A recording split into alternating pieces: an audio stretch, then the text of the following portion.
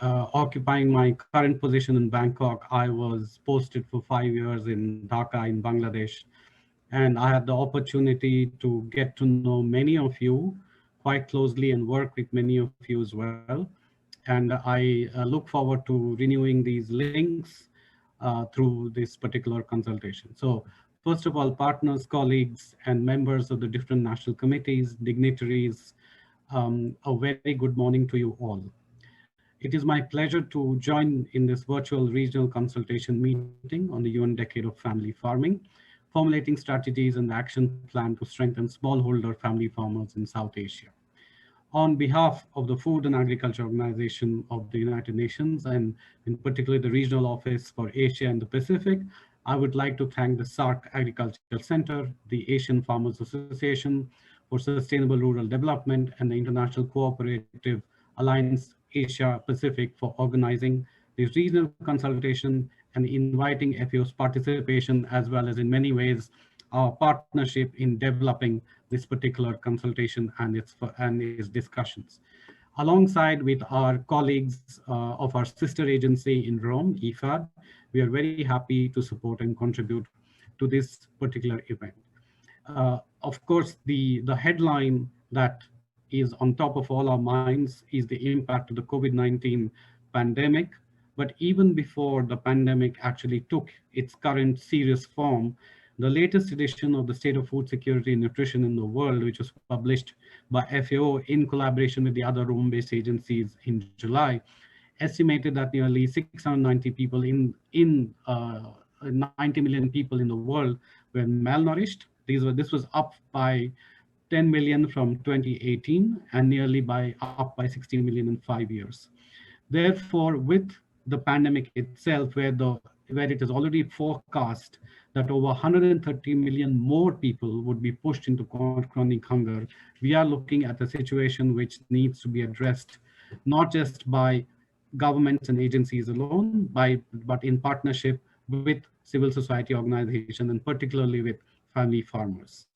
So, and family farmers, as it is well recognized, are the engineers of economic, environmental, social, and cultural sustainability of agriculture, while at the same time, they're also one of the most affected populations due to their vulnerability to shocks and crisis, and COVID-19 especially is a prime example. Therefore, it's vital more than ever that we come together and continue to improve policies and investments to utilize their full potential. Now, FAO, through its work globally as well as in the Asia Pacific, recognizes the essential role played by smallholders and family farmers in providing supplies of diverse and nutritious food to the region.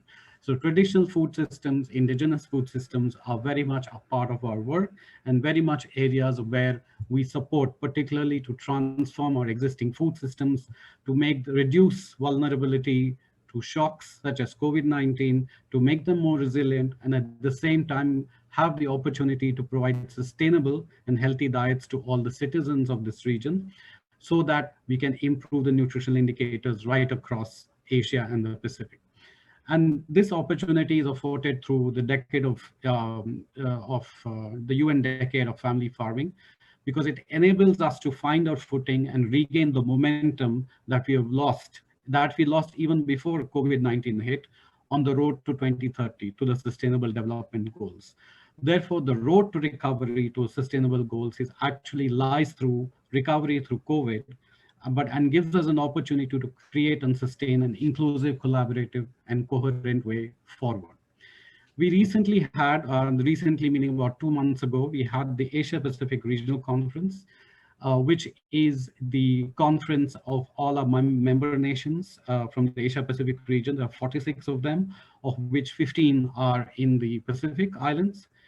And they recommended greater inclusion of family farmers in all aspects of agriculture development. They recommended to FAO to provide greater technical and policy assistance to help increase labor and land productivity for a wide range of food products, including staples, legumes, pulses, oilseeds, fruits and vegetables, across all the major sectors, including aquaculture, fisheries, livestock, apart from crops, of course, and diversify agriculture to make it more nutrition sensitive. It recommended for us to continue support to governments in providing support to family farmers in the context of the UN decade, but also link it to the UN decade of ecosystem restoration, which will help to increase and strengthen the reliance and help harness the full potential of the 2030 agenda. Promote social inclusion for sustainable and resilient food systems that is necessary for gainful employment and livelihood opportunities, especially in agri-food chains for family farmers. These again have been severely impacted by the pandemic. And mobilize the extensive and rich capabilities and expertise in the region, and that is present in this audience. Most of us represent that expertise to achieve solutions to the various challenges that we can maximize through some of FAO's flagship programs, such as the Hand in Hand Initiative and South-South and Triangular Cooperation.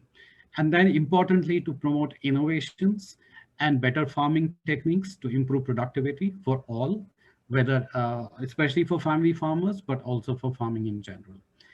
Today, due to the COVID-19 pandemic, family farmers face higher levels of vulnerability, often putting their lives at risk to survive and to feed our growing populations. And farmers in this region have developed strategies to adapt to changes and to respond to threats and crises. I mean, this is resilience is a hallmark of family farmers in the region. And several countries have worked to leverage on this potential to support family farmers' resilience and enhance their entrepreneurial and innovation capacity. Now, in this context, FAO now has rolled out the COVID-19 Response and Recovery Program.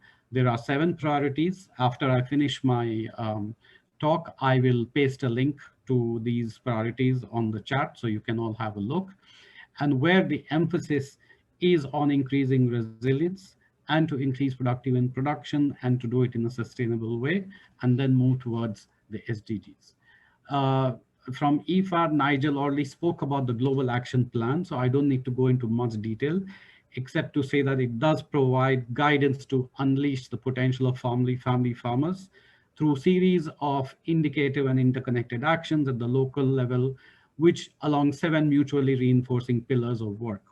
And this remains an important, though not the only exclusive framework for dealing with the current pandemic, since it provides key actions which can keep guiding organizations like ours to work with countries and many of the organizations that are represented on this forum today. So to conclude, I would just like to say that our region is extremely dynamic. It has been the engine of economic growth of the world for the last couple of decades, and there's no reason why it should not continue to do so. Already countries in the region are have been most effective in controlling the impacts of the pandemic, in actually controlling the spread of the disease itself within their countries. And they're also, the countries in the region are also now at the forefront of the economic recovery. And they will have to lead the rest of the world in this aspect. We've already noted that the UNDFF is calling for countries to develop their national plans of family farming and has set an ambitious target of 100 plans in the next 5 years. Let's make that happen, and we are there to support all the countries in that aspect. We have already seen these plans being approved in Indonesia and Nepal, while Philippines is drafting its plan and other countries are moving to start the process. This is very encouraging. And we stand ready to work closely with governments and all other stakeholders, producer organizations, civil society, academia, and the private sector in supporting the dialogue process. In closing, let me just say that yes, COVID has been a setback, that's clear, but family farmers have shown their resilience and the momentum, and we need to support them in increasing their resilience and to move forward towards the SDGs. And I'm confident that all of us can make that happen. In the end, I wish you and all of us every success in this consultation and the way forward. Thank you very much. And thank you once again to all the organizers for inviting FAO to this important meeting. Thank you very much.